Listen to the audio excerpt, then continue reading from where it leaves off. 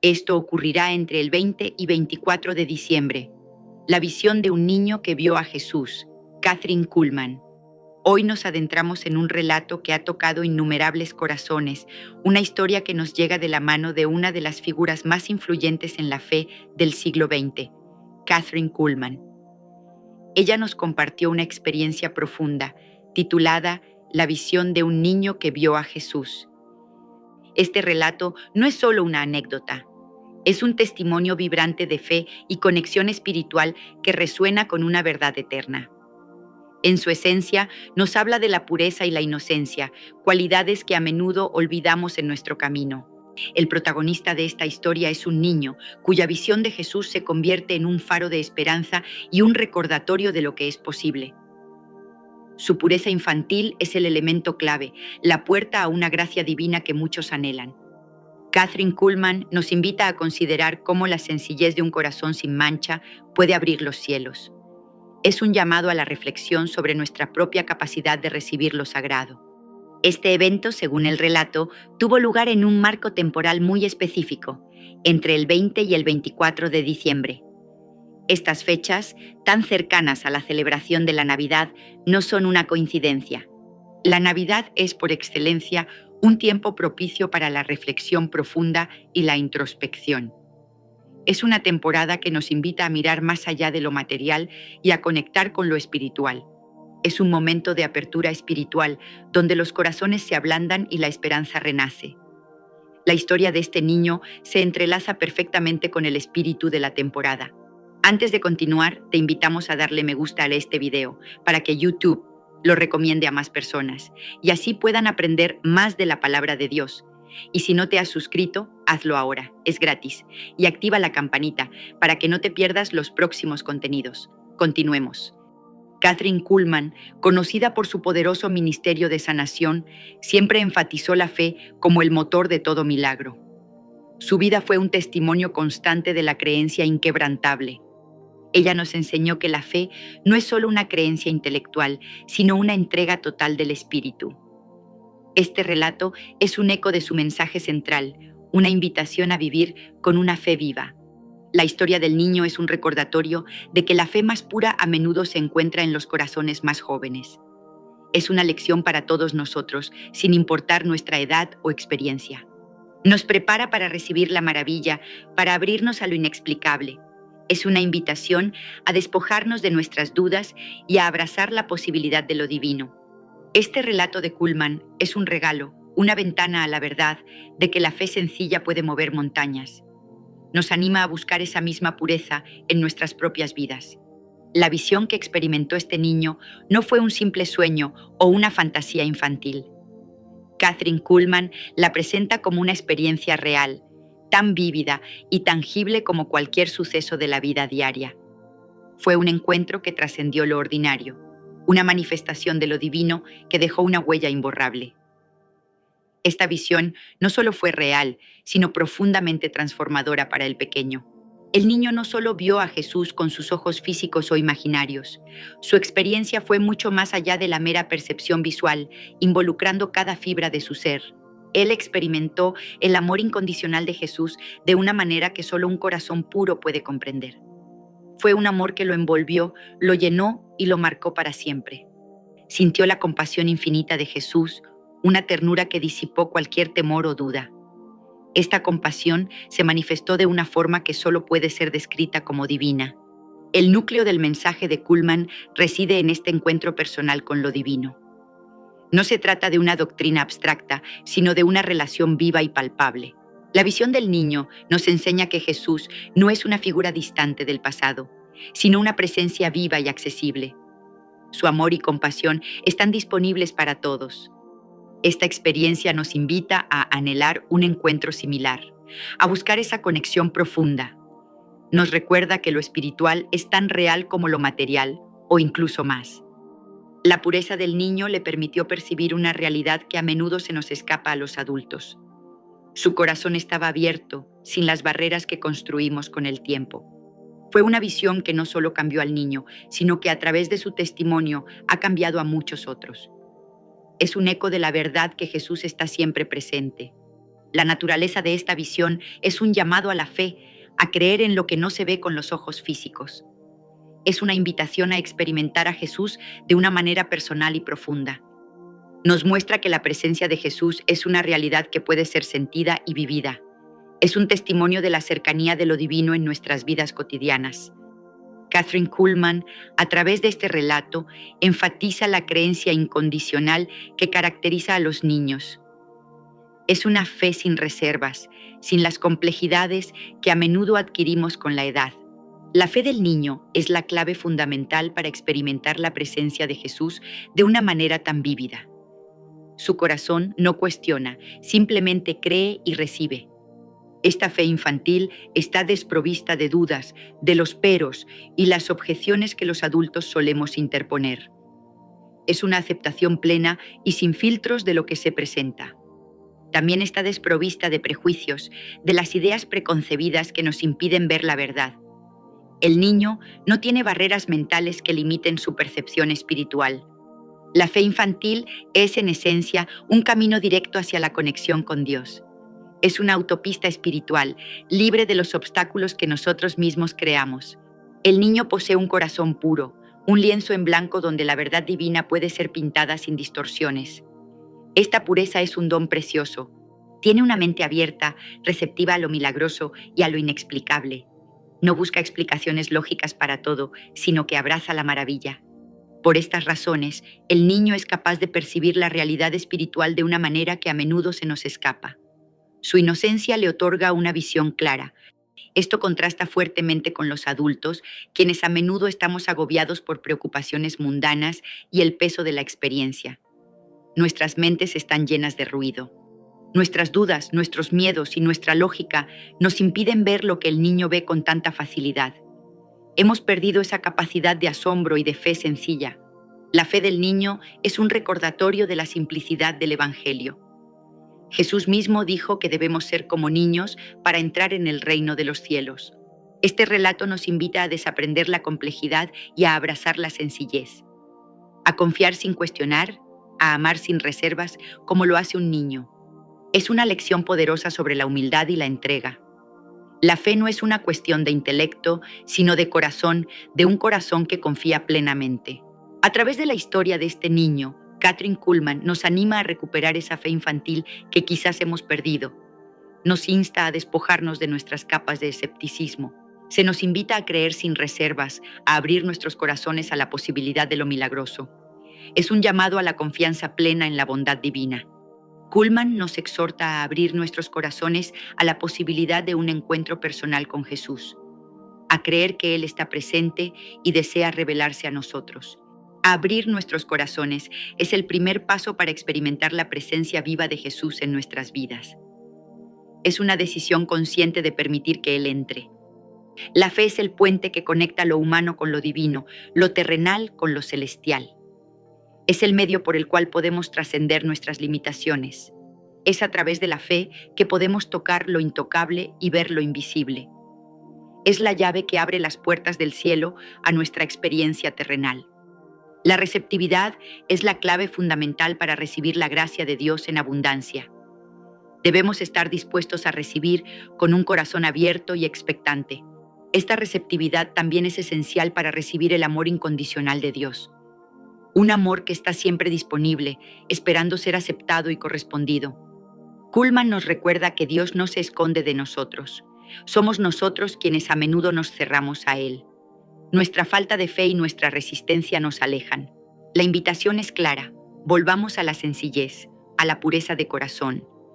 Permitamos que la fe infantil nos guíe de nuevo hacia la presencia de Jesús. Este mensaje es un bálsamo para el alma, una esperanza para aquellos que se sienten distantes. Nos asegura que el camino de regreso a Dios es siempre posible. Es un llamado a la acción espiritual, a cultivar una fe que no se doblega ante las adversidades, una fe que confía en la promesa de un amor eterno. La invitación de Kuhlman es un eco del Evangelio, una voz que nos recuerda la verdad central de nuestra fe. Dios nos ama y desea una relación profunda con cada uno. La visión de un niño que vio a Jesús es mucho más que un simple relato. Es una poderosa reflexión sobre los pilares de nuestra fe. Es un legado de Kathryn Kuhlman. Sus temas principales son la fe inquebrantable, la inocencia pura y la conexión espiritual profunda. Estos elementos se entrelazan para formar una verdad universal. Este relato es una invitación a redescubrir la importancia de la creencia incondicional, a despojarnos de las complejidades y a abrazar la sencillez del corazón. Es un llamado a abrir nuestros corazones a la presencia viva de Jesús, no solo como una figura histórica, sino como una realidad presente y transformadora. Este mensaje es especialmente relevante durante la temporada navideña, un tiempo de espera y de celebración del nacimiento de nuestro Salvador. La Navidad nos recuerda la humildad de la llegada de Jesús, la pureza de un niño en un pesebre. Es un tiempo para renovar nuestra propia fe infantil. Nos invita a mirar más allá de las luces y los regalos, hacia el verdadero significado de la temporada, hacia el amor que se hizo carne por nosotros.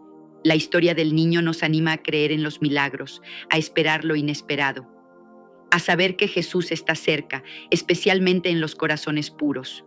Que este relato nos inspire a buscar esa misma pureza, esa misma fe sencilla.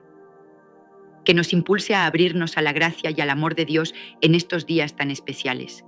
Que entre el 20 y el 24 de diciembre y más allá podamos experimentar la presencia de Jesús de una manera tan real y transformadora como lo hizo aquel niño.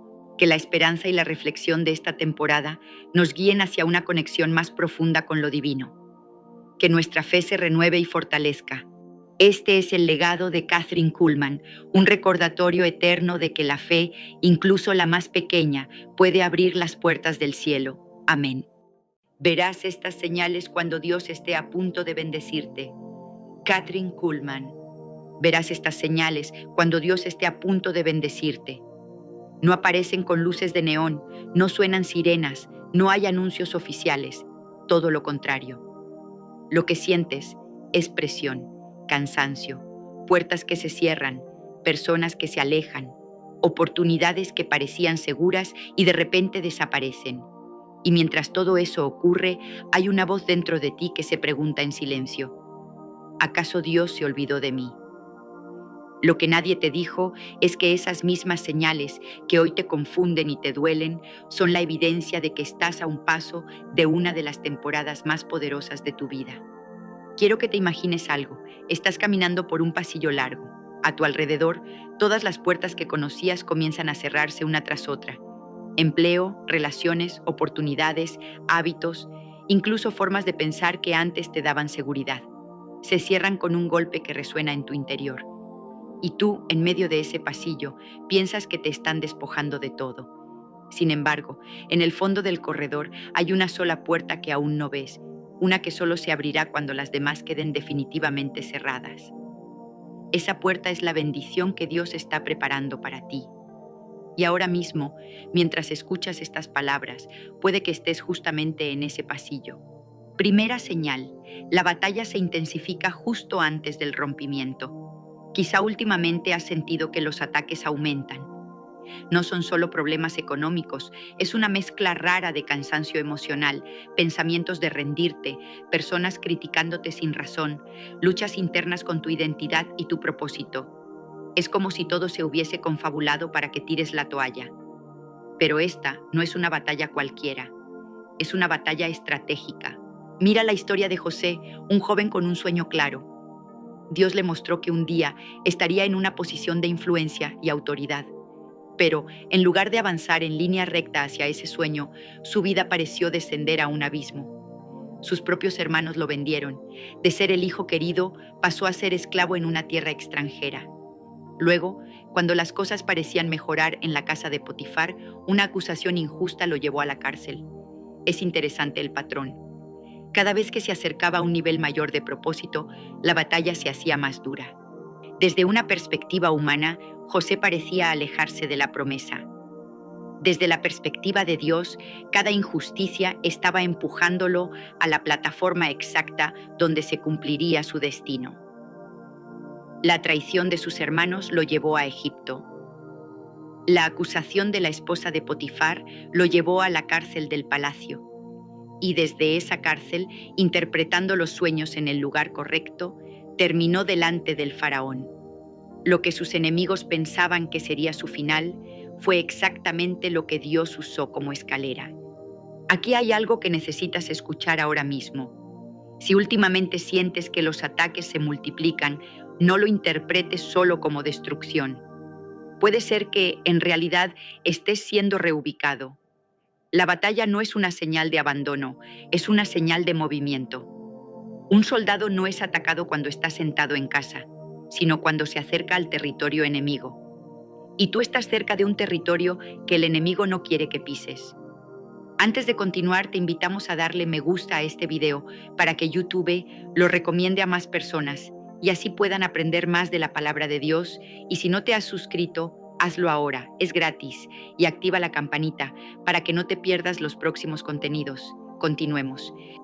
La palabra dice en Romanos capítulo 8, versículo 28, que todas las cosas ayudan a bien a los que aman a Dios y han sido llamados conforme a su propósito. No dice algunas cosas, dice todas. Las lágrimas, los rechazos, los retrasos, los portazos en la cara, las traiciones.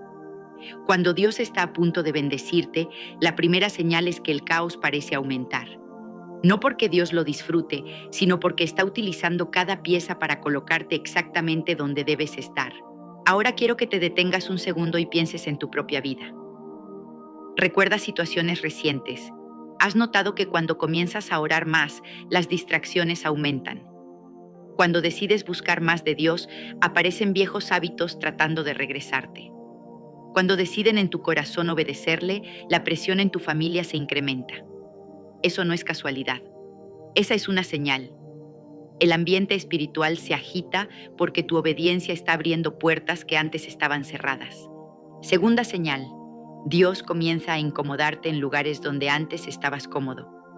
Tal vez hay un trabajo que no soportas más, una relación que sientes que te drena, un ambiente donde antes encajabas perfecto, pero ahora te sientes extraño. No sabes explicarlo, pero hay un desajuste, como si ya no pertenecieras ahí. Eso es más que una simple emoción. Muchas veces es el Espíritu Santo rompiendo tu zona de confort para impulsarte hacia algo nuevo. Piensa en Abraham. Estaba establecido en Ur de los Caldeos, con familia, cultura, costumbres. Tenía seguridad, pero no propósito. Cuando Dios decide bendecirlo y convertirlo en padre de multitudes, no le da un plan detallado. Solo le dice que salga de su tierra y de su parentela hacia la tierra que le mostraría.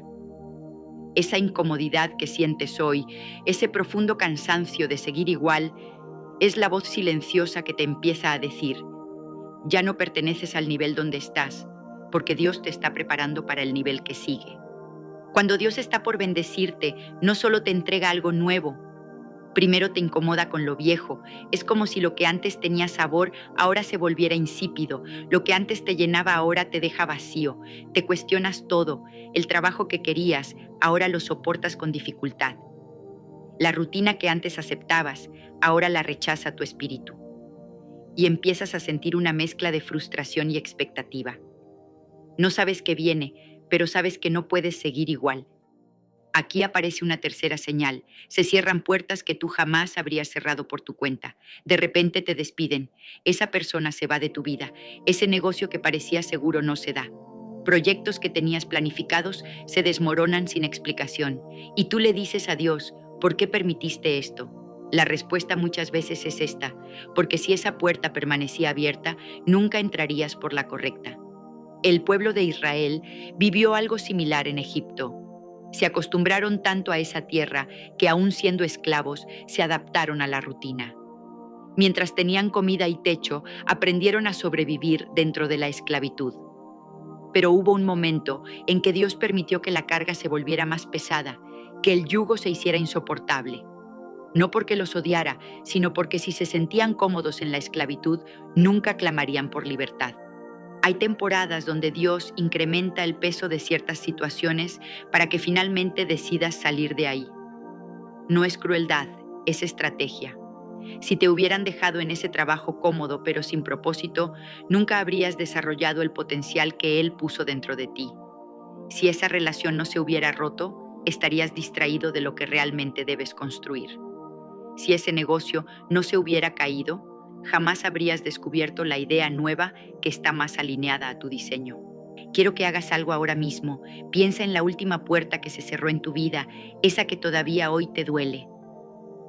Date un momento para recordar esa llamada, esa conversación, ese mensaje que marcó un antes y un después.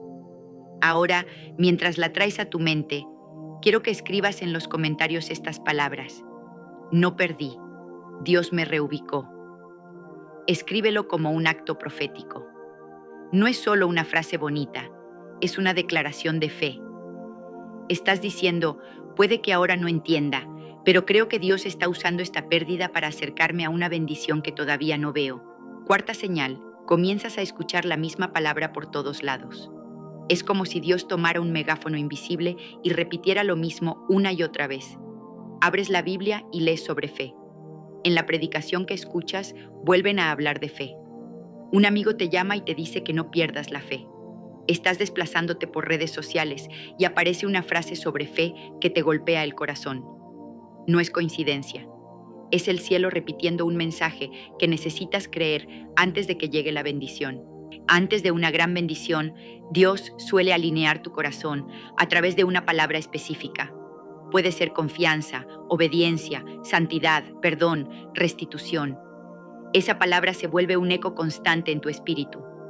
Tal vez últimamente escuchas mucho la palabra proceso, o la palabra paciencia, o la palabra restitución. Cuando una palabra del cielo se repite tanto, es porque esa palabra será la llave que abrirá la próxima puerta. La Escritura dice en Isaías capítulo 55, versículo 11, que la palabra que sale de la boca de Dios no vuelve vacía, sino que hace lo que Él quiere y prospera en aquello para lo que la envió. Si Dios está repitiendo un mensaje en tu vida, es porque esa palabra está a punto de materializarse. La repetición es la preparación. La insistencia es la señal de que algo está próximo a manifestarse. Quinta señal. Se despierta en ti un deseo profundo de ordenar áreas que antes tenías descuidadas. De repente sientes la necesidad de perdonar a alguien, o de pedir perdón tú, de arreglar tus finanzas, de ordenar tu casa, de limpiar tu vida espiritual, de apartarte de hábitos que no glorifican a Dios. No se trata de religiosidad, se trata de preparación. Es como cuando vas a recibir una visita importante en casa. No la recibes con todo en desorden. Empiezas a limpiar, a organizar, a tirar lo que no sirve. Lo mismo ocurre cuando una bendición grande está por llegar. El Espíritu Santo comienza a inquietarte para que ordenes tu interior y tu exterior. No porque quiera complicarte la vida, sino porque la bendición que viene requiere estructura. David fue ungido como rey cuando todavía era un pastor de ovejas. Recibió una promesa gigantesca, pero no se sentó a esperar que todo cayera del cielo.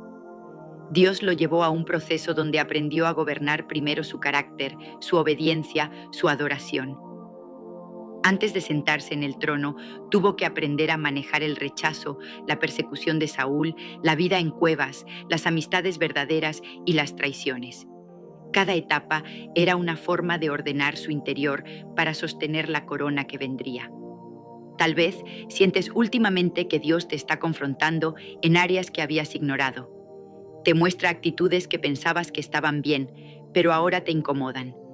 Te pide que sueltes conversaciones, contenidos, ambientes que ya no son compatibles con lo que Él quiere derramar sobre ti. Eso, aunque no lo parezca, es una señal hermosa. Indica que la bendición está tan cerca, que el cielo está ajustando los últimos detalles para que cuando llegue no la pierdas. Ahora quiero que respondas con sinceridad. ¿Has sentido en estos días la necesidad de ordenar algo en tu vida? Tu tiempo, tus relaciones, tu corazón, tu vida espiritual. Si es así, escribe en los comentarios la frase: Dios, estoy listo para ordenar mi casa. Esa frase es un sí a la obra del Espíritu en ti. Es reconocer que no quieres que la bendición te encuentre desordenado. Es una decisión consciente de prepararte para lo que viene. Mientras sigues escuchando este mensaje, presta atención, porque en los siguientes bloques vamos a profundizar en señales aún más específicas. Algunas de ellas explicarán por qué has sufrido pérdidas recientes, por qué hay personas que se han ido sin explicación, por qué sientes un peso raro cuando intentas volver a lo que Dios ya te pidió que dejaras. Te voy a mostrar, a la luz de la escritura y de la historia, que las temporadas más oscuras suelen ser el preludio de los amaneceres más gloriosos. Y descubrirás que lo que hoy llamas caos, el cielo lo llama preparación. Hay otra señal que pocas personas reconocen, pero que casi siempre aparece cuando Dios está a punto de desatar una bendición grande. Es la sensación de silencio de parte de Dios. Oras y parece que el cielo no responde. Lees la Biblia, pero sientes que las palabras no te tocan igual que antes. Levantas tus manos en adoración, pero por dentro te preguntas si Él realmente te está escuchando. Es como atravesar un desierto invisible, donde tus emociones gritan que estás solo, pero tu espíritu sabe que no puedes soltar la mano de Dios. Job lo vivió. Un hombre íntegro, que temía a Dios y se apartaba del mal. De repente lo perdió todo: bienes, salud, familia. No entendía lo que estaba pasando. Sus amigos lo señalaban. Su propia esposa le decía que maldijera a Dios y muriera. Sin embargo, en medio de ese aparente silencio, Job pronunció una declaración que todavía sigue retumbando en la historia. Jehová dio y Jehová quitó, sea el nombre de Jehová bendito. Eso está en el libro de Job capítulo 1, versículo 21. Job no tenía explicaciones, pero tuvo una convicción. No entendía el proceso, pero se negó a soltar la confianza. Y la palabra revela que Dios no solo le devolvió lo perdido, sino que lo bendijo con una porción doble. El silencio fue el corredor entre la pérdida y la restitución. Tal vez tú estás ahora mismo en ese pasillo silencioso. No ves todavía la doble porción, pero sientes el peso de la espera. No te confundas. Ese silencio puede ser una de las señales más claras de que Dios está trabajando tras bambalinas. Ahora quiero que mires dentro de ti. Ha habido momentos en los que has dicho: ya no siento a Dios como antes. Tal vez oraste por algo específico y parece que no llegó la respuesta. En lugar de rendirte, quiero invitarte a transformar ese silencio en declaración. Escribe en los comentarios esta frase: aunque no te vea, confío en ti. Escríbelo como una oración escrita. Esa frase abre espacio para que el Espíritu Santo fortalezca tu fe en medio de la espera. Otra señal poderosa aparece en el terreno de las relaciones. Cuando Dios está a punto de bendecirte, hay personas que simplemente ya no encajan en tu vida. Y esto duele, porque a menudo se trata de gente a la que amabas, respetabas o con la que compartiste sueños. Pero hay amistades que fueron útiles para una temporada, no para tu destino. El problema es que muchas veces, si Dios no permitiera un quiebre, tú insistirías en quedarte donde Él ya no quiere que permanezcas. Observa a Abraham y a Lot. Ambos caminaban juntos, ambos prosperaban, pero llegó un momento en que la tierra no podía sostener a los dos al mismo tiempo. Surgieron conflictos entre sus pastores. La situación se volvió tensa. La separación parecía algo triste, una pérdida. Pero espiritualmente era una transición. Solo después de que Abraham se separó de Lot, Dios le dijo que levantara sus ojos y le mostró la tierra que le daría como herencia. La separación abrió la vista. Hay personas que nublan tu visión sin querer, no porque sean malas, sino porque su escala de fe es distinta. No entienden lo que Dios quiere hacer contigo. Limitarían tus sueños a la medida de su propio temor. Por eso, antes de una bendición grande, Dios limpia el círculo. Quita voces que te desenfocan, corta lazos que te frenan, revela intenciones que no habías visto. Lo que tú interpretas como rechazo, muchas veces es protección. Tal vez en estos últimos tiempos se han roto relaciones que pensabas que serían para toda la vida. Personas que dejaron de hablarte, alianzas que ya no funcionan, gente que se fue sin explicaciones. Quiero que lleves ese dolor a la luz de esta verdad. Algunas personas solo tenían boleto de ida y vuelta para una etapa de tu viaje. No tenían pasaporte espiritual para la tierra prometida que Dios te quiere entregar. Y aquí te hago una pregunta directa que se convierte en un microgancho para tu corazón. Si supieras que esa pérdida relacional era necesaria para que Dios te proteja de algo que tú no podías ver, seguirías lamentando tanto esa despedida.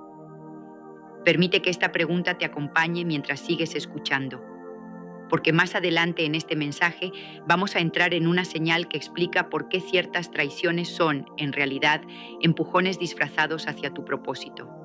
Otra señal contundente de que Dios está a punto de bendecirte es que comienzas a ver pequeñas confirmaciones en detalles cotidianos. No son grandes milagros todavía, son guiños del cielo, coincidencias que no son coincidencias, palabras que llegan en el momento exacto, puertas pequeñas que se abren cuando pensabas que todas estaban cerradas.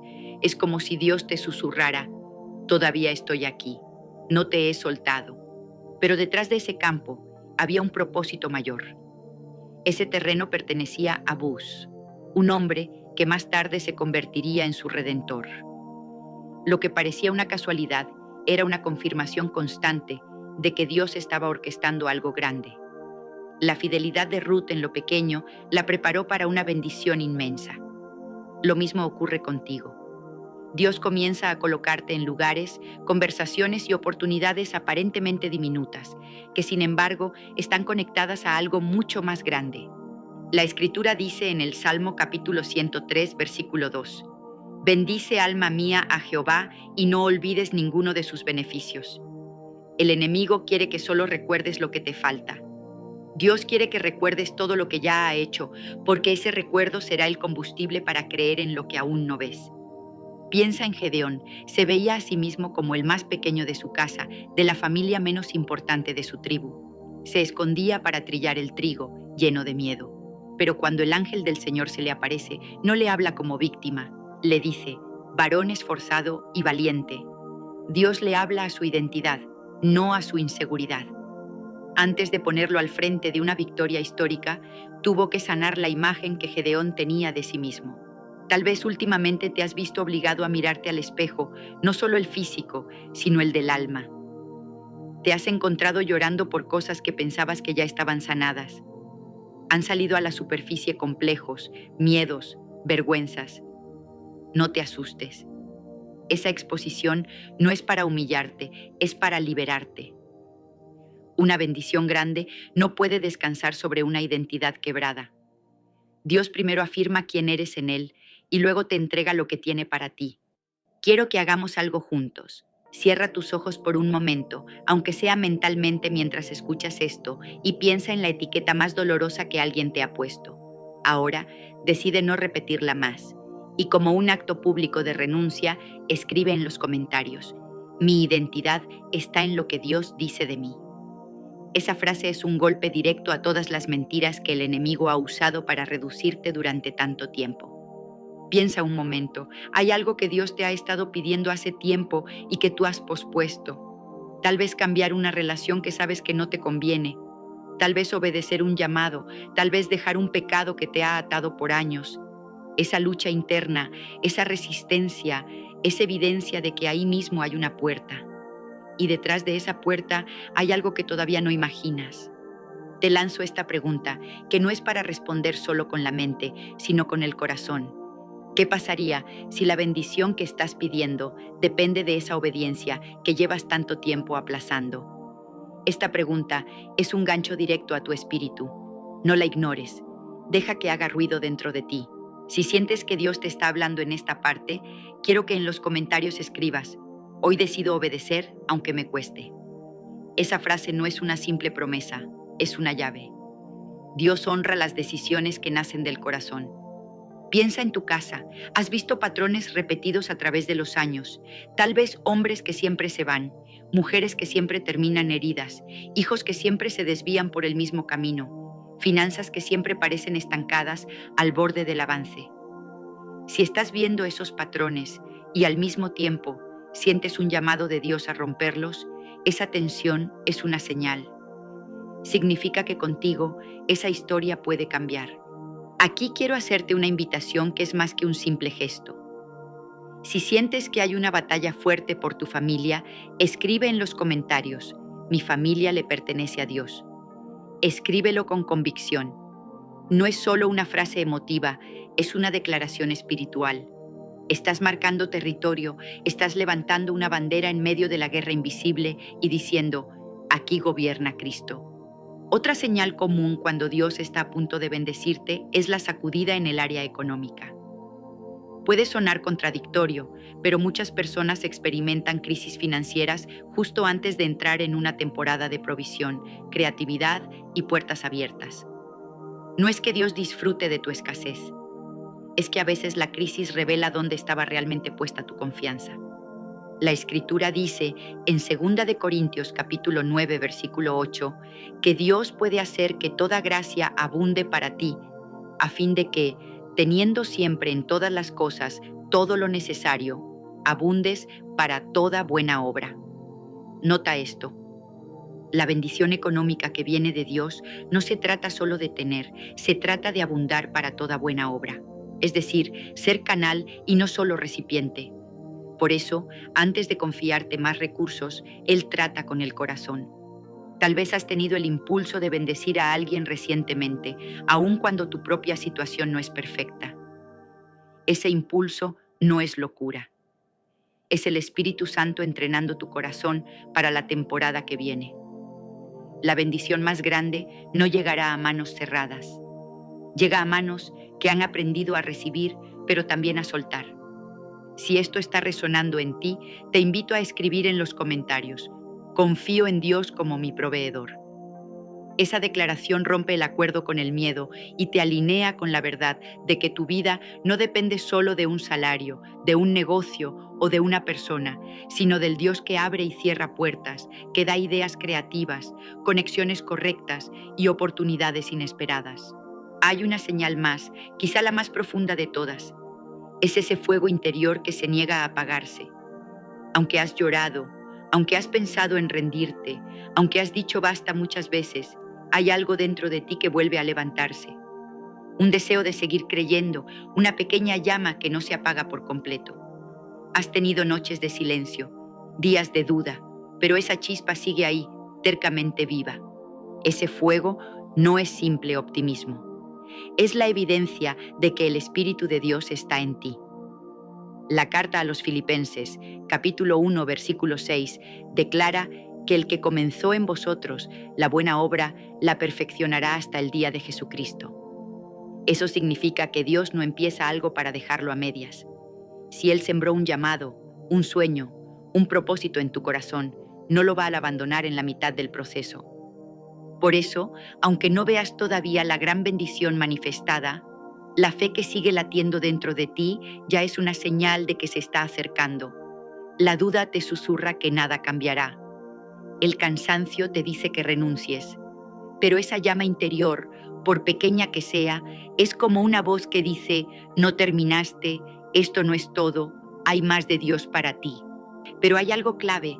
Dios no solo quiere bendecirte, quiere que entiendas la bendición, que sepas leer las señales para no confundirte, para no llamar castigo a lo que en realidad es preparación, ni abandono a lo que en realidad es un reposicionamiento. Él quiere llevarte a un nivel donde no dependas de lo que ves, sino de lo que Él dijo. Y si este mensaje ha hablado a tu vida, quiero que dejes una declaración final en los comentarios, algo que selle en tus pasos. Escribe: estoy listo para la bendición que Dios preparó para mí. No escribas esto a la ligera.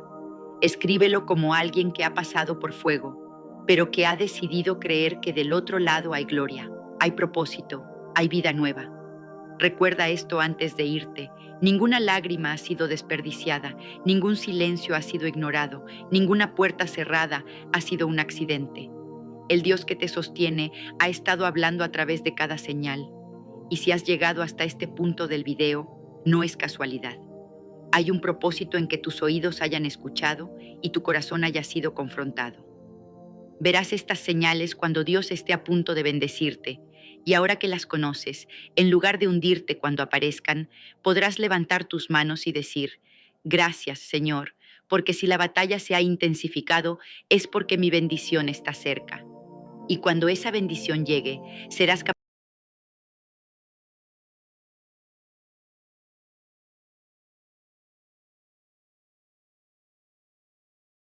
Dios está a punto de obrar poderosamente en tu vida, Kathryn Kuhlman. Imagina por un momento que estás al borde de un precipicio invisible, donde el aire se carga de una electricidad divina que hace que tu piel se erice y tu corazón lata con una anticipación que no puedes explicar. Y si te dijera que en los próximos minutos, mientras escuchas mi voz, Dios mismo está preparándose para irrumpir en tu existencia con un poder que transformará todo lo que conoces? No es una promesa vacía, es una realidad que he vivido una y otra vez. Soy Kathryn Kuhlman y he visto milagros que desafían la lógica humana. Pero hoy no estoy aquí para contarte historias ajenas. Estoy aquí para decirte que Dios está a punto de obrar poderosamente en tu vida. Mantén los ojos abiertos, porque lo que viene a continuación te dejará sin aliento, preguntándote cómo es posible que algo tan extraordinario esté destinado precisamente para ti. Permíteme llevarte de vuelta a mis inicios, porque para entender cómo Dios puede obrar en ti, debes conocer cómo lo hizo en mí. Nací en Concordia, Missouri, en 1907, en una familia humilde donde la fe era tan cotidiana como el pan en la mesa. Mi padre era un granjero devoto y mi madre una mujer de oración incansable. Desde niña sentía una llamada que no podía ignorar, un susurro divino que me impulsaba hacia algo más grande. Pero no fue hasta mis 16 años cuando todo cambió. En una reunión de avivamiento en una pequeña iglesia metodista, el Espíritu Santo descendió sobre mí con una fuerza que me dejó temblando. Era como si un fuego interior se encendiera, quemando todas mis dudas y miedos. Ese momento no fue solo un evento aislado. Fue el comienzo de un ministerio que abarcaría décadas y tocaría millones de vidas. Antes de continuar, te invitamos a darle me gusta a este video para que YouTube lo recomiende a más personas y así puedan aprender más de la palabra de Dios. Y si no te has suscrito, hazlo ahora, es gratis, y activa la campanita para que no te pierdas los próximos contenidos. Continuemos. Extendiéndome en el contexto histórico, considera el panorama de Estados Unidos en las primeras décadas del siglo XX. La Gran Depresión azotaba el país, dejando a familias enteras en la pobreza y la desesperanza. La gente buscaba esperanza en cualquier lugar, en los sermones radiofónicos, en los movimientos de avivamiento que surgían como chispas en la oscuridad. Figuras como Aimee Semple McPherson ya estaban pavimentando el camino para mujeres en el ministerio, rompiendo barreras en una era dominada por hombres. Yo entré en ese mundo con una convicción inquebrantable, predicando en iglesias pequeñas al principio, viajando en autobuses polvorientos por el Medio Oeste. Mi primer sermón fue en una carpa improvisada en Idaho, donde solo unas pocas docenas de personas se reunieron. Pero Dios no mide el éxito por números, lo mide por la fe. En esa noche vi mi primera sanación. Una mujer con artritis crónica se levantó de su silla, declarando que el dolor había desaparecido. Ese milagro no fue mío, fue de Dios, obrando a través de una vasija dispuesta. Analizando el impacto, estos eventos no solo cambiaron vidas individuales, sino que transformaron comunidades enteras. En los años 30 y 40, mis reuniones atraían a miles, llenando auditorios en ciudades como Denver y Pittsburgh. La prensa de la época, desde periódicos locales hasta revistas nacionales como Life, cubrían estos avivamientos con una mezcla de escepticismo y asombro. Críticos decían que era histeria colectiva, pero los testimonios médicos probados decían lo contrario. Personas con cáncer terminal volvían a sus doctores con escáneres limpios. Paralíticos caminaban sin muletas. El impacto social fue profundo. En una era de posguerra, donde la Segunda Guerra Mundial había dejado cicatrices emocionales y físicas, estos milagros ofrecían una restauración espiritual que la medicina sola no podía proporcionar. Era como si Dios estuviera recordando al mundo que su poder trasciende las limitaciones humanas. Incluyendo una lectura bíblica relacionada, recuerda las palabras en el Evangelio de Mateo, capítulo 19, versículo 26. Jesús los miró y les dijo: para los hombres esto es imposible, pero para Dios todo es posible. Esta cita encapsula el misterio de los milagros que presencié. No era mi elocuencia o carisma lo que sanaba, era la fe en lo imposible. Extendiéndome en esto, Considera cómo Jesús usó esta verdad para desafiar a sus discípulos después de hablar del camello y el ojo de la aguja. En un contexto histórico, los fariseos creían que la riqueza era signo de bendición divina, pero Jesús invertía eso, enfatizando que la salvación viene solo de Dios. En mis servicios aplicaba esto directamente, invitaba a la gente a soltar sus imposibilidades, enfermedades, adicciones, corazones rotos, y ver cómo Dios las transformaba. Ahora, imagina aplicar esto a tu vida. ¿Qué imposibilidad estás enfrentando hoy? ¿Una enfermedad que los doctores han declarado incurable? ¿Una relación fracturada que parece irreparable? ¿Una deuda financiera que te ahoga?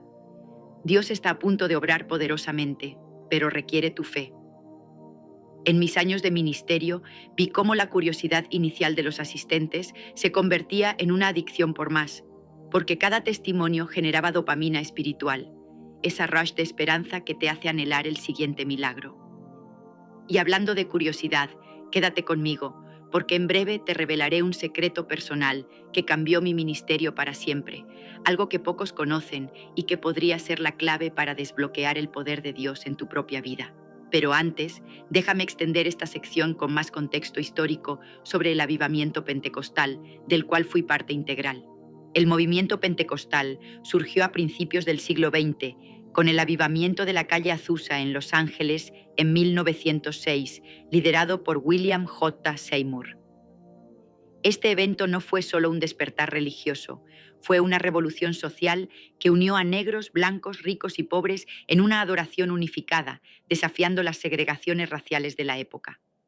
Seymour, un predicador afroamericano ciego de un ojo, enfatizaba el bautismo en el Espíritu Santo con evidencia de hablar en lenguas, basado en Hechos capítulo 2. Yo, aunque no siempre me identifiqué estrictamente como pentecostal, incorporé estos elementos en mis servicios, creando un ambiente donde el espíritu podía moverse libremente. El impacto fue masivo. Para los años 50, el pentecostalismo se había expandido globalmente, influenciando denominaciones enteras y preparando el terreno para el movimiento carismático de los 60 y 70. En mi caso, mudarme a Pittsburgh en 1947 marcó un punto de inflexión. Comencé a transmitir por radio, alcanzando hogares en todo el país.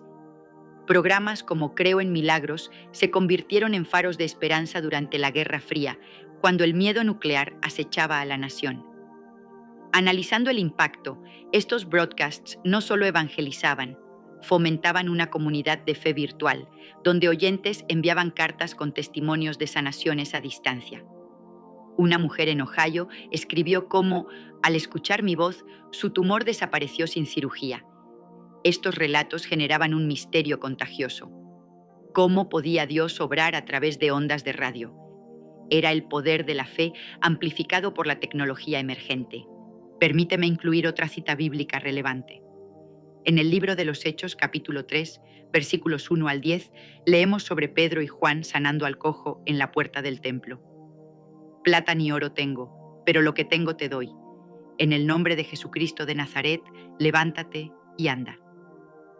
Esta historia ilustra el poder apostólico que vi replicado en mis reuniones. Extendiéndome, en el contexto del primer siglo, este milagro no solo sanó a un hombre, desafió al Sanedrín y expandió la iglesia primitiva. En mis servicios, invitaba a la gente a levantarse metafóricamente, soltando sus cargas. El análisis de impacto muestra cómo tales actos fomentan una cadena de fe. Un sanado testifica, inspirando a otros, creando un ciclo adictivo de expectativa divina. Ahora, volvamos a ti, siente esa intriga creciendo, ¿verdad? Esa curiosidad por saber si Dios realmente puede obrar en tu vida como lo hizo en la mía. Para generar más dopamina, imagina el momento en que sientas su toque, un calor sobrenatural, una paz inexplicable. Pero aquí viene un microhook. ¿Qué pasaría si te dijera que hay un patrón en todos los milagros que presencié, un secreto que involucra una oración específica que nunca falló? Quédate, porque lo revelaré pronto.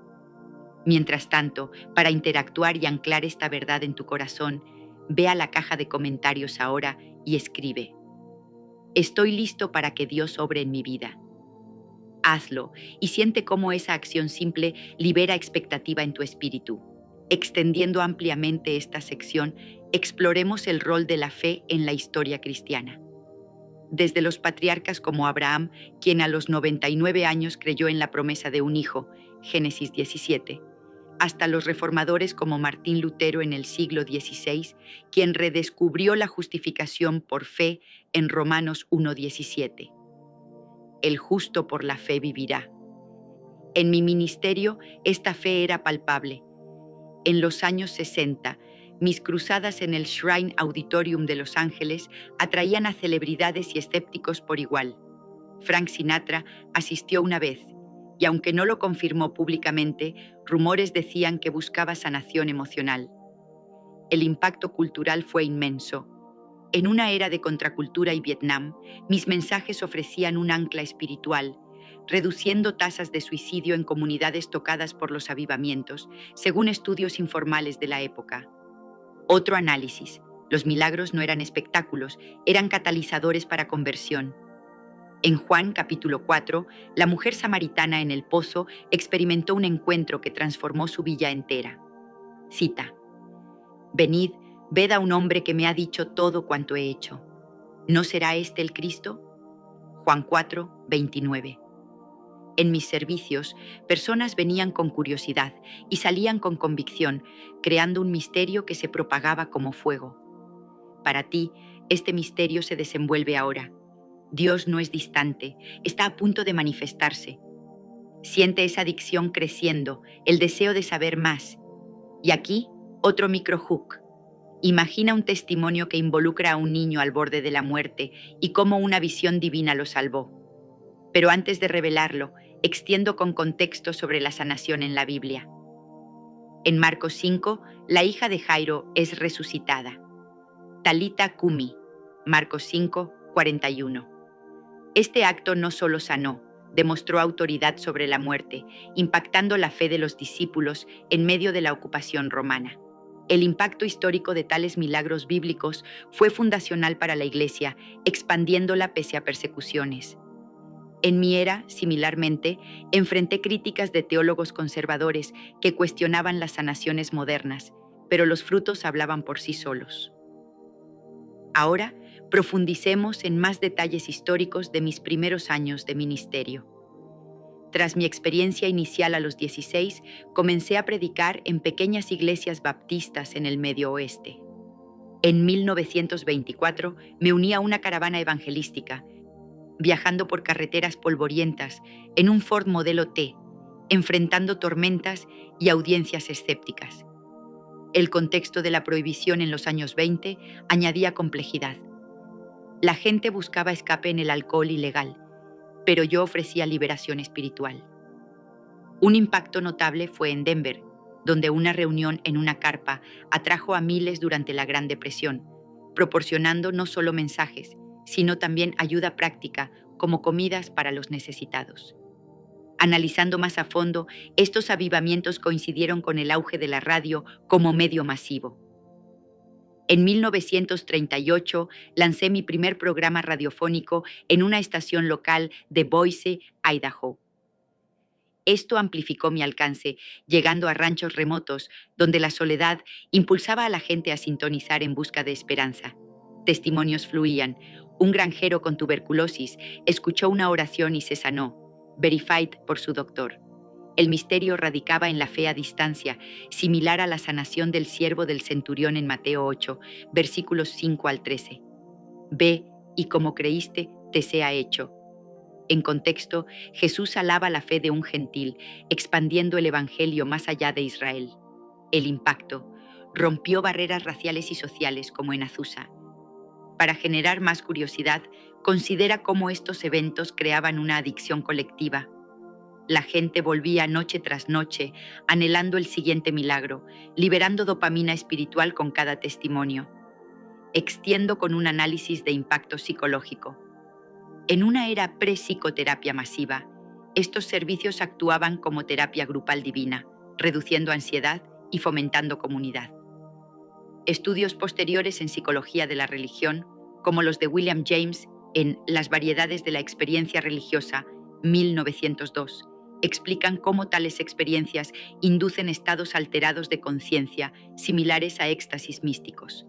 Ahora, revelando ese secreto personal, en 1933, durante un tiempo de duda personal tras un divorcio doloroso, un escándalo en esa época para una predicadora, tuve una visión en oración. Dios me mostró un río de poder fluyendo de su trono y me dijo: Catherine, no es tu fuerza, sino mi espíritu. Basado en Zacarías 4, 6. No con ejército ni con fuerza, sino con mi espíritu, ha dicho Jehová de los ejércitos. Esta revelación cambió todo. Dejé de esforzarme y empecé a rendirme, permitiendo que el espíritu obrara. El misterio es que este secreto aplica a ti. Ríndete y verás milagros. Extendiendo, el divorcio en los años 30 era tabú, especialmente para mujeres en ministerio. Mi matrimonio con Burroughs Waltrip terminó en controversia, pero Dios usó ese valle para refinarme, similar a cómo refinó a David tras su pecado con Betsabé, 2 Samuel 12. El análisis de impacto. Superé el estigma, convirtiéndome en un testimonio de redención, inspirando a mujeres oprimidas a levantarse. En el contexto histórico, las mujeres predicadoras enfrentaban oposición. Amy Semple McPherson había sido juzgada por su vida personal, pero perseveró, pavimentando mi camino. Mi experiencia generó empatía, atrayendo a multitudes que veían en mí no perfección, sino gracia divina. El impacto social fue profundo.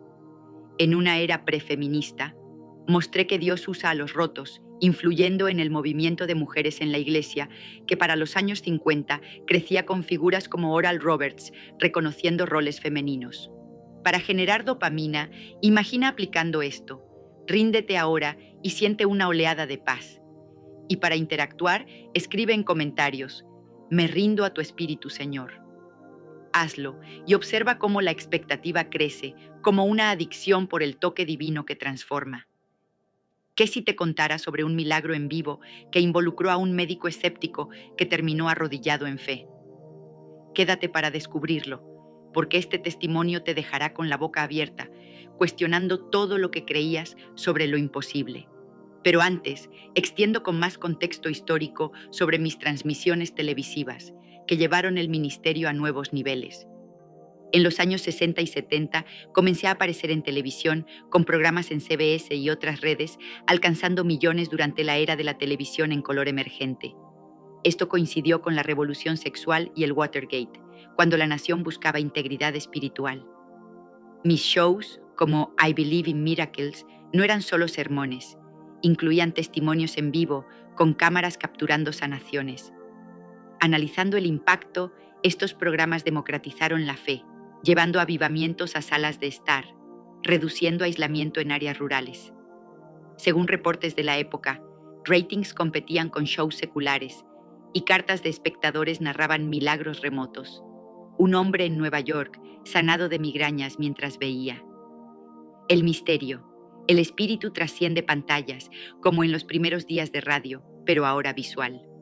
Incluyendo una cita bíblica, Efesios 3, 20.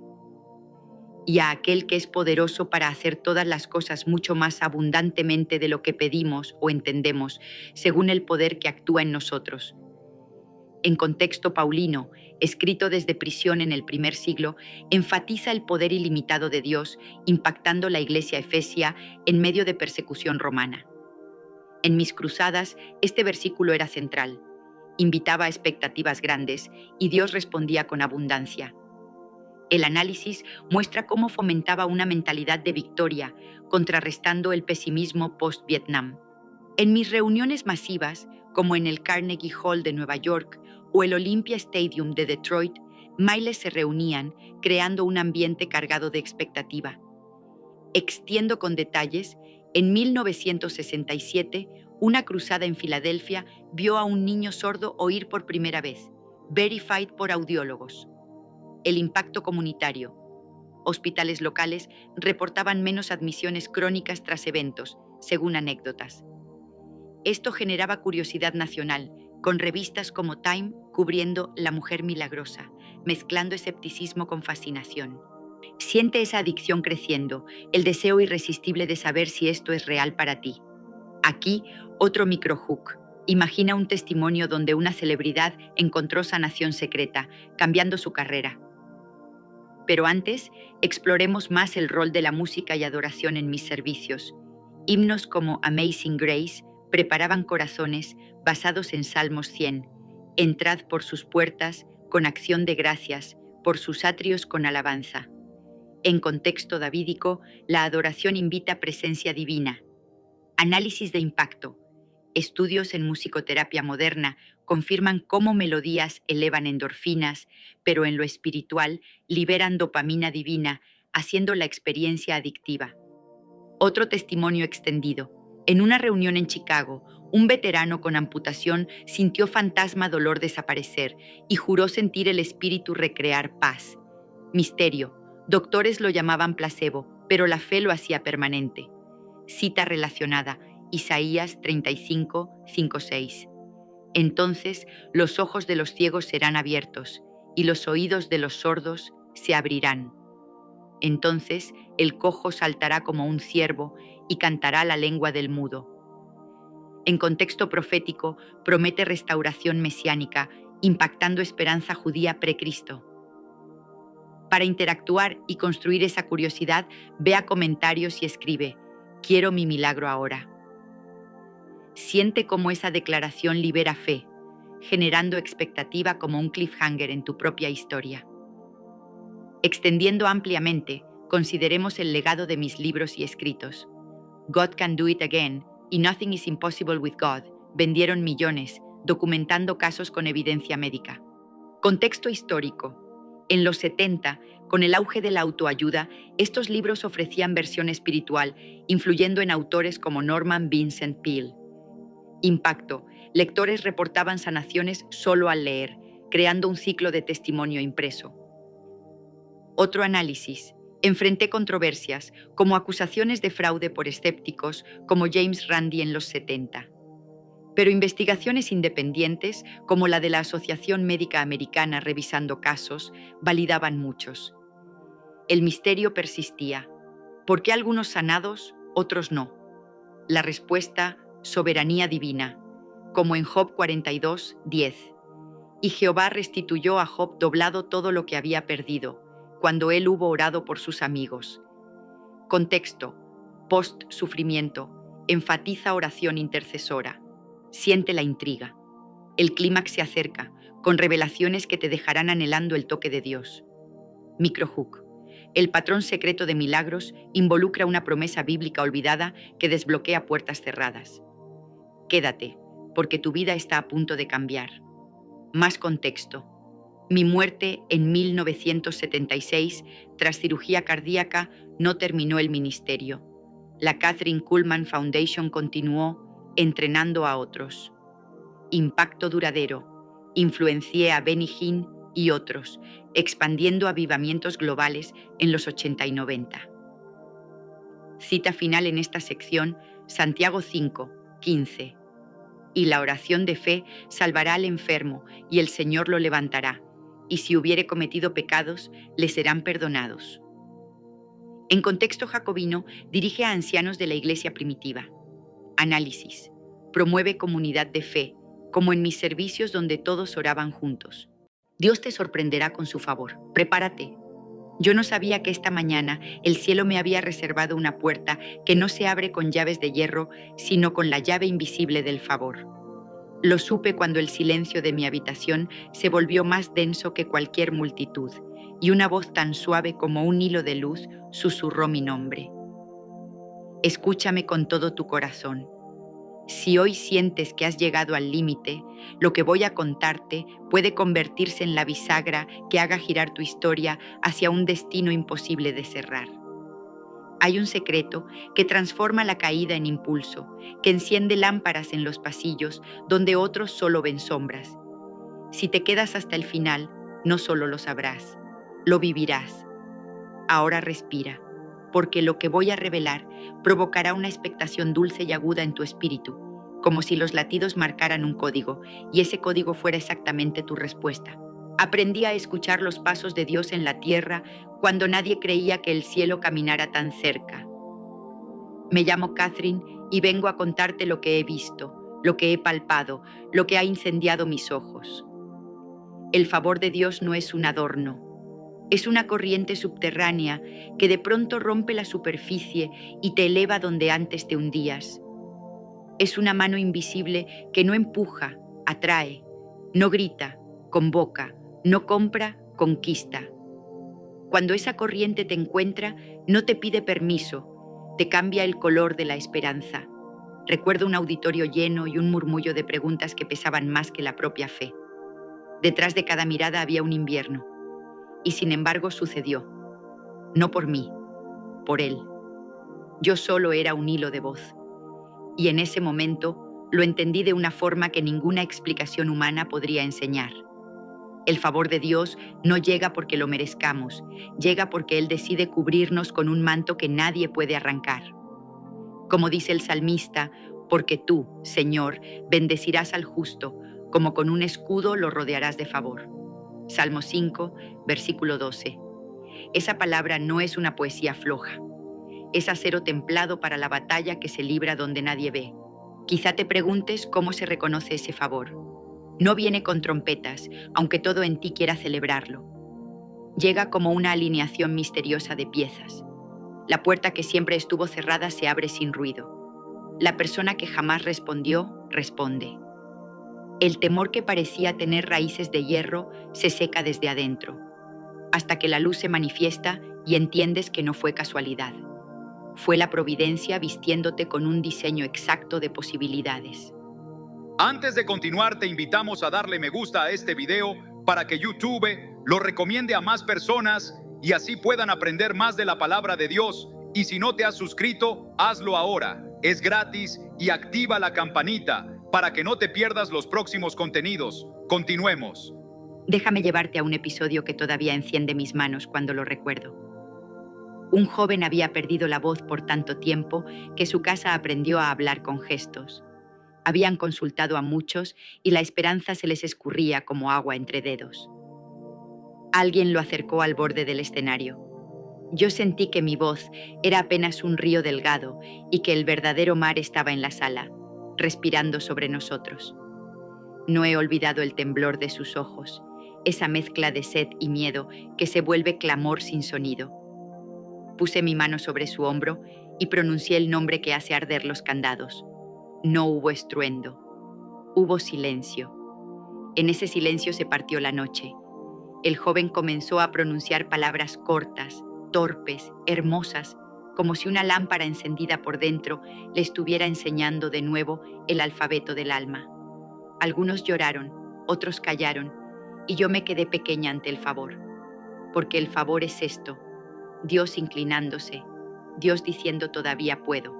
Dios haciendo que lo imposible no se sienta escándalo, sino justicia. Tal vez en tu historia el milagro que esperas no sea el mismo. Quizá no anhelas voz, sino restitución. Quizá pides una oportunidad para empezar otra vez. He visto el favor tomar ruinas y escribir con ellas una catedral.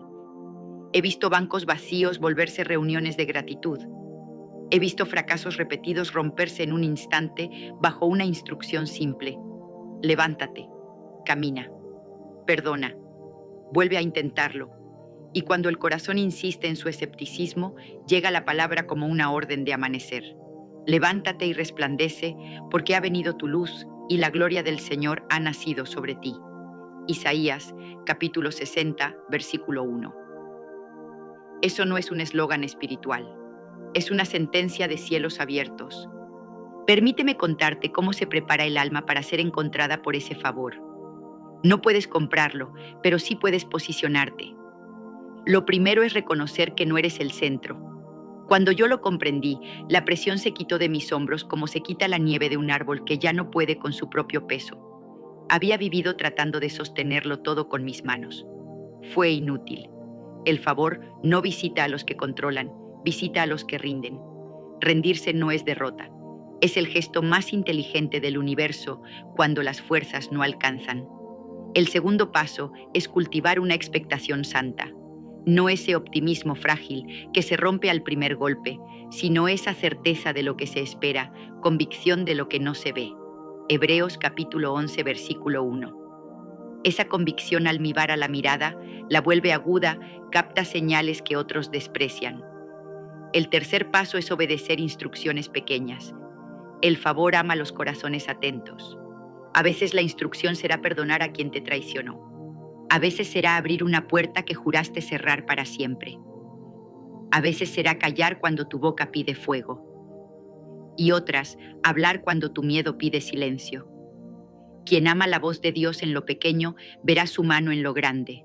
Quiero llevarte detrás del telón de las noches en que nadie me veía. Allí aprendí a llorar con propósito. En el suelo se aprende que el favor no es un premio, es un llamado. El llamado a representar al cielo con una delicadeza que no humille, con una autoridad que no atropelle. En esas noches, el Espíritu Santo me enseñó la diferencia entre luz y exposición. La exposición busca aplausos. La luz busca transformar. La exposición pregunta cuántos me miran. La luz pregunta a cuántos puedo servir. Cuando descubrí esto, el favor dejó de ser un misterio caprichoso y se volvió una amistad. Y en esa amistad supe que era posible caminar por el valle de sombra y de muerte y no temer mal alguno, porque Él estaba conmigo. Salmo 23, versículo 4. No se trata de negar la sombra, se trata de no darle la última palabra. Ahora escucha algo que hasta hoy quizá nadie te dijo con suficiente claridad. Hay puertas que no se abren con fuerza, se abren con honra. El favor busca el aroma de la honra como las abejas buscan flores. Honra lo que Dios ya hizo, celebra lo que estás esperando como si ya hubiera llegado, y verás cómo tu atmósfera cambia de color. He visto a personas quejumbrosas permanecer a centímetros del milagro y no tocarlo jamás. He visto a agradecidos sin evidencia abrazar una promesa y verla manifestarse como lluvia que reconoce el campo que la esperó. Cuando bendices a otros en su propia celebración, te conviertes en terreno fértil para la tuya. Podrías preguntarme si el favor es un atajo. Te responderé con franqueza. No es un camino fácil, es un camino guiado. El favor no te exime de procesos, te ahorra vueltas inútiles. No te libra de oposiciones, te entrega gracia para atravesarlas sin intoxicar tu corazón. Te da velocidad sin quitarte profundidad.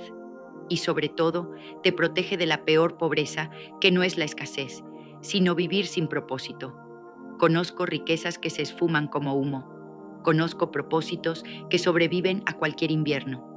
El favor alimenta lo segundo para que lo primero no te gobierne jamás. Quiero que recuerdes esta escena. Estábamos en un teatro antiguo. La madera crujía como si el tiempo respirara. Una mujer con décadas de lucha con la culpa se acercó a la primera fila. Jamás olvidaré su silencio. Allí comprendí que el perdón no solo limpia, también recobra el valor de mirarse a los ojos en el espejo. Le hablé del Cristo, que no hace contabilidad de pecados cuando ve arrepentimiento verdadero. Le hablé del peso de la cruz, que ya canceló la deuda. Y cuando mencioné que en el Señor hay plenitud de gracia, no un pequeño riego, sino una lluvia copiosa, experimenté algo que marca hasta los huesos.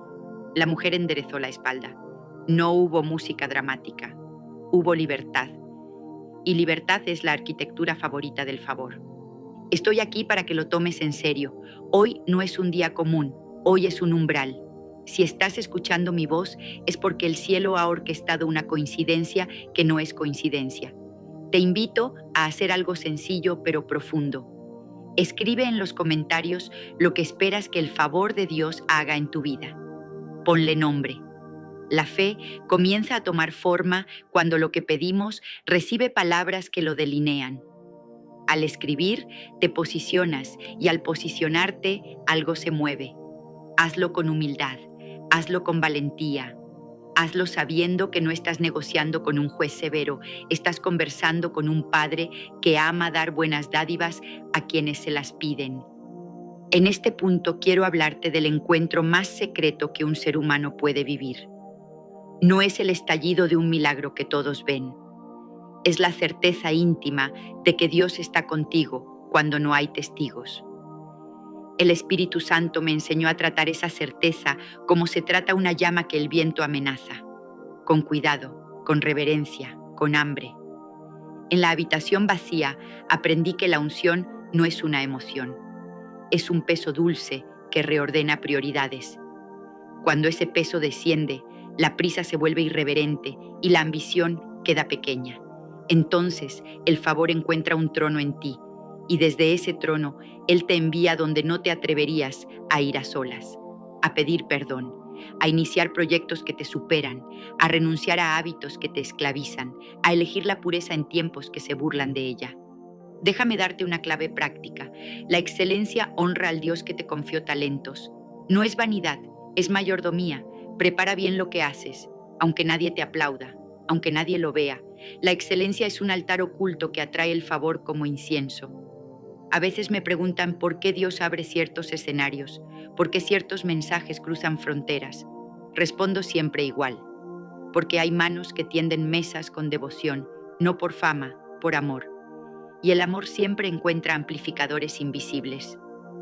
Que tu lugar de trabajo, tu hogar, tu oficina, tu cocina, tu escritorio se vuelvan un capaz de reconocerla, valorarla, administrarla y usarla para la gloria de aquel que estuvo contigo, incluso cuando pensaste que estabas solo.